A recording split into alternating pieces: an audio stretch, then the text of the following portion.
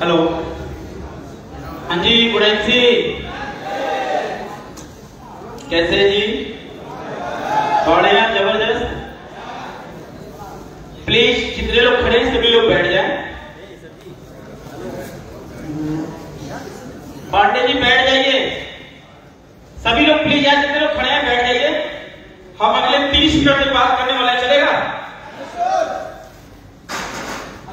6:15 6:45 तक सकते हैं, राइट? पीछे शिवकेश जी, प्लीज विवेक जी, सब लोग बैठ जाइए प्लीज।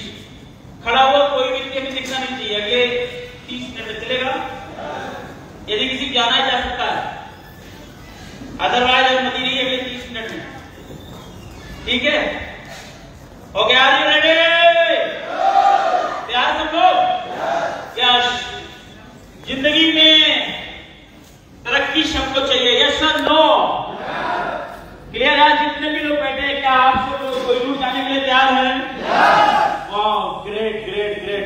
ये आपकी जो पोटेंशियल आपके अंदर में है ना, ये पोटेंशियल आपको जब तक कोई दूर नहीं ले जाएगी, ये रुकने वाली नहीं है, यस सर? नो? साथियों, ये जो मीटिंग्स होते हैं, ट्रेनिंग होते हैं, सेमिनार होते हैं, इवेंट होते हैं, ये बैठकें होती है, इसके पीछे कारण क्या होता है? उसने जमीन पकड़ लिया। तो मोटिवेशन जो होता है वो कभी भी स्टेबल नहीं होता, समझ रहे हैं? उसकी टेम्पोररी आग आपके अंदर जाती है, टेम्पोररी। और टेम्पोररी आग जो है आपको टेम्पोररी सक्सेस देती है। क्लियर सबको? राइट? लेकिन आपकी जो डिसिप्लिन और आपकी जो एजुकेशन होती है वो आपको क्या करती है? आपको परमानेंट स्थायी सक्सेस देती है।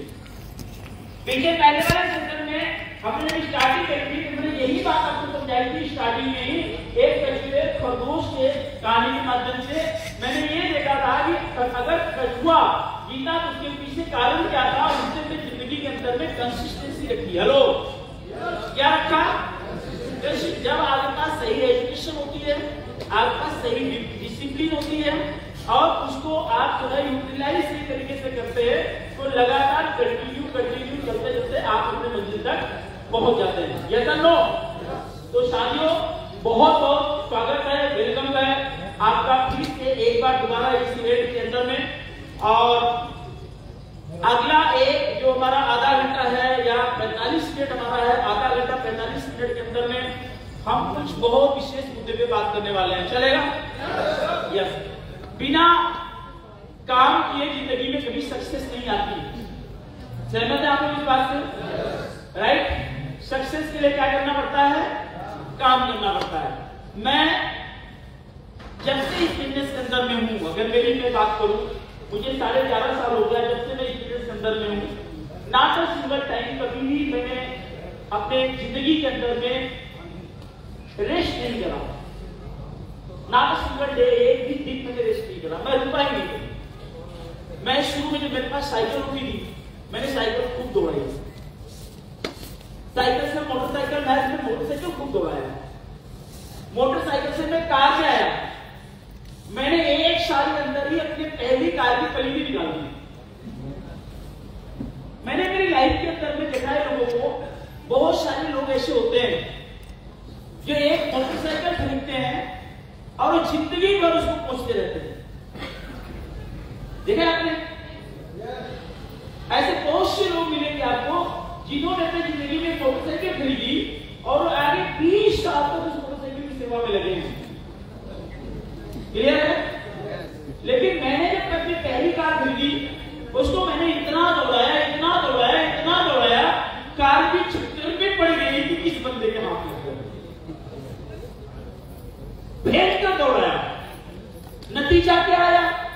रिजल्ट निकल के आया कि वो कार मेरे हाथ से चली गई, उसकी जगह पे एक अपग्रेडेड कार मेरे हाथ में। कॉन्सेप्ट को समझिए, जिंदगी में जितना ज्यादा आप अपने व्हीकल को दौड़ाएंगे और जितना ज्यादा तेज आप भागेंगे, उतना तेज गति से रिजल्ट आपके पास आने वाला है। समझ आ रहा है सबको? कभी आपको रुकना नहीं है। कई बार हम ये देखते हैं, यार हमारा किराया खर्चा हो जाएगा, हमारा तेल खर्चा हो जाएगा, हमें इतना तो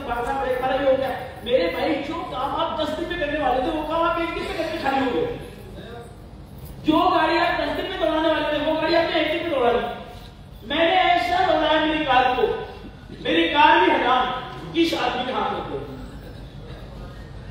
एक साल में अपग्रेड, फिर अगले साल दूसरी को भी खूब दौड़ाया, फिर एक साल के अंदर चेंज, फिर अगले तीसरी ली फिर दौड़ाया, फिर चेंज, चौथी ली फिर चेंज, पांचवी ली फिर चेंज, छठवीं ली फिर चेंज।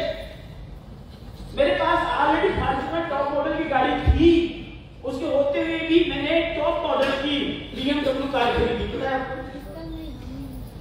क्या जरूरत ठीक हुई जरूरत? जब ऑलरेडी मेरे पास फॉर्च्यूनर है तो क्या मुझे टॉप मॉडल की BMW की आवश्यकता है? नहीं है ना। मैंने खरीदी इसी बिजनेस से। अब मेरे पास फॉर्च्यूनर भी है, अब BMW भी है, तो मैंने दोनों गाड़ियों के होते हुए भी मैंने BMW के साथ में भी फॉर्च्यूनर होते हुए भी फॉर्च्यूनर का नया वर्जन आ गया। मैंने एग्रीमेंट करने की वजह से मैंने वापस दोबारा से फॉर्च्यूनर टॉप मॉडल की ली। अब रिजल्ट क्या आता है? ड्राइवर बाहर जैसे आता है गाड़ी के अंदर में होकर से पूछता है आज गाड़ी कौन सी लेके चलना, फॉर्च्यूनर निकालो या फिर BMW? तो आप सोचना यह है कि अगर एक ऐसा इंसान जो साइकिल से शुरू किया हो बिजनेस को और उस इंसान की जिंदगी के अंदर में 10-12 साल के बीच में इतना बड़ा चेंज आ सकता है, परिवर्तन आ सकता है, तो हमें इससे समझना पड़ेगा कि अभी उस इंसान ने ऐसा क्या करा। समझ आ रहा है सबको मेरी बात? समझ आ रहा है? तो ये पूरा का पूरा बिजनेस टोटल डुप्लीकेशन का है। जितना ज्यादा बढ़िया डुप्लीकेशन, नकल, जितना ज्यादा अच्छा नकल हमने कर लिया, आप समझिए उतनी बड़ी अच्छी अचीवमेंट आपके हाथ में आने वाली है। कई बार ऐसा होता है कि लिमिट हमें बड़ा अच्छा एजुकेशन नॉलेज देके जाते हैं, हम पूरी नॉलेज डायरी के अंदर में लिखते हैं और लिखने के बाद घर लेके जाते हैं और डायरी को बड़े आराम से हम जो है अपने टेबल पे या फिर केबिन के अंदर में या फिर अपने अलमारी के अंदर में उसको सुरक्षित रख देते हैं, वापस पलट के नहीं देखते और पलट के तब देखते हैं जब हमको कोई जूम मीटिंग करना होता है या हमको कोई मीटिंग सेमिनार या इवेंट करना होता है। उसमें हम कंटेंट निकालने के लिए हम उसको पलट के देखते हैं। हम अपने नॉलेज को इनहेंस करने के लिए, अगर मान लीजिए आज का इवेंट है, इस इवेंट के कोई पॉइंट आपको अच्छा लगा, आपने नोट किया, नोट करने के बाद हमें क्या चाहिए, घर जाने के बाद अगर हम डायरी देखते हैं ना, हमें पूरा सेमिनार नजर आता है कि किस किस टॉपिक पे कौन कौन सी बात हुई।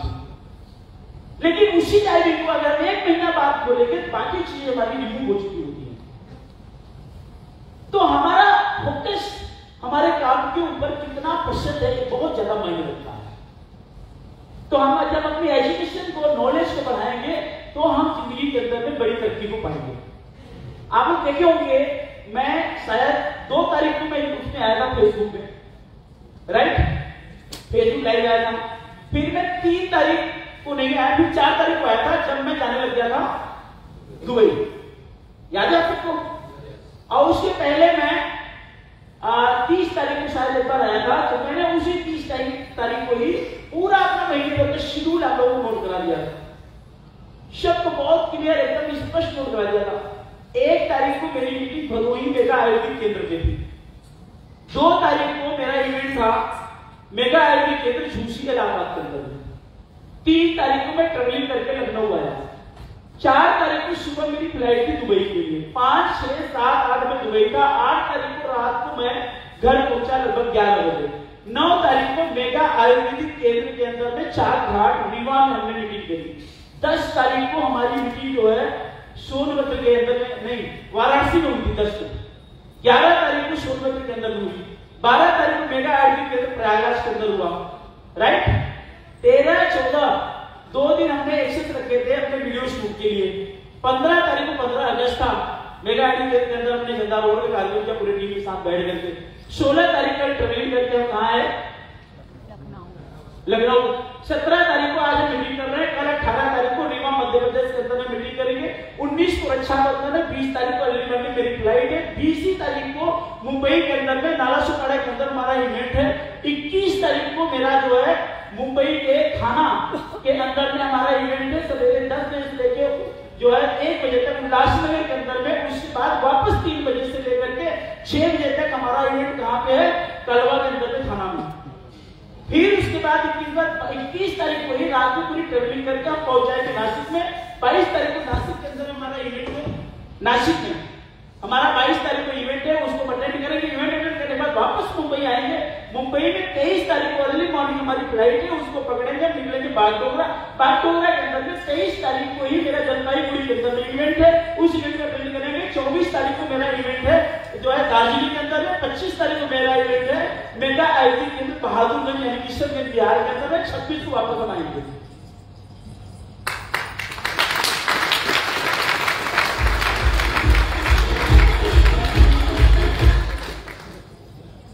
क्या आपके पास ऐसा कोई शेड्यूल है?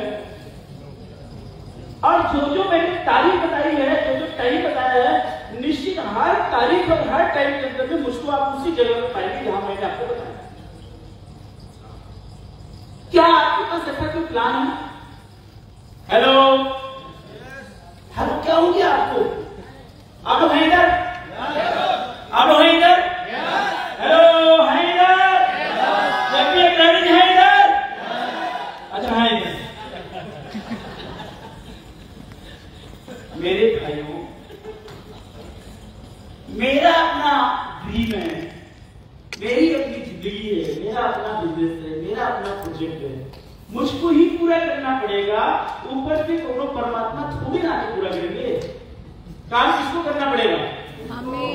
अगर कंपनी के अंदर में अजय शर्मा कोहिनूर होकर के इतनी मेहनत कर सकता है, क्या आपको कोहिनूर जाने के लिए उतनी मेहनत नहीं करनी चाहिए? करनी चाहिए या नहीं करनी चाहिए? करनी चाहिए नहीं करनी चाहिए? क्या आप करने के लिए तैयार है? क्या आप करने के लिए तैयार है? और यदि आपने अपने अंदर आग लगा ली कि आई कैन डू इट, मैं इसे कर सकता हूं, मैं करने के लिए तैयार हूं, दुनिया में कोई शख्स ऐसा पैदा नहीं हुआ जो आपको रोक दे। कोई नहीं जाने, कोई नहीं पैदा।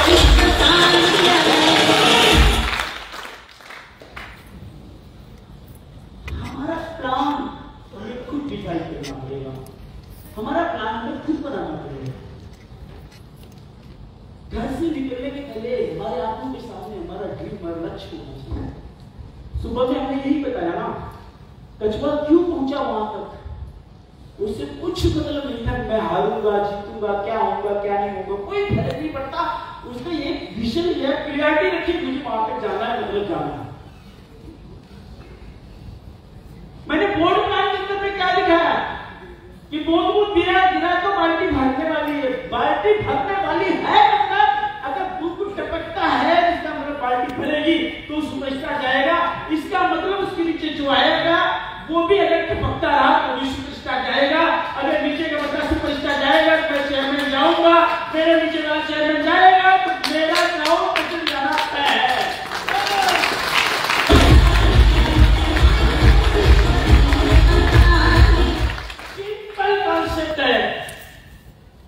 सिंपल कॉन्सेप्ट,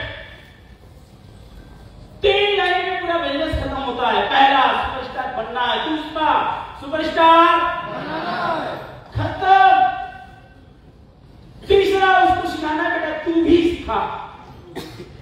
3 के अलावा चौथा कुछ है। पूरा बिजनेस प्लान के अंदर में अगर व्यक्ति ने 3 चीज सीख ली, क्या चौथी चीज सीखने के लिए कुछ बाकी है? क्या चौथा चीज कुछ सिखाना की जरूरत है? क्या आपको कोई गणित समझने की जरूरत है? क्या आपको हिसाब किताब करने की जरूरत है? कुछ भी जरूरत नहीं है। सिर्फ 3 स्टेप है हमारे पास। स्टेप नंबर 1 सुपरस्टार बनना है, स्टेप नंबर 2 सुपरस्टार बनाना है, और स्टेप नंबर 3 उसको सुपरस्टार बनाने के लिए सिखाना है।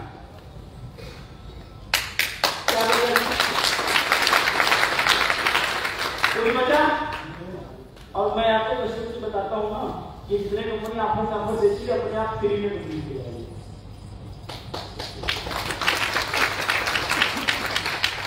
ये सब आप सब फ्री में कंप्लीट होने वाले हैं। आइए हम समझते हैं 5 गोल्डन रूल्स सक्सेस के। 5 गोल्डन रूल्स समझने के क्या है? 5 सुनहरे नियम। नियम number 1, be a brand ambassador. आप अपने खुद के ब्रांड एम्बेसडर बन सकते हैं।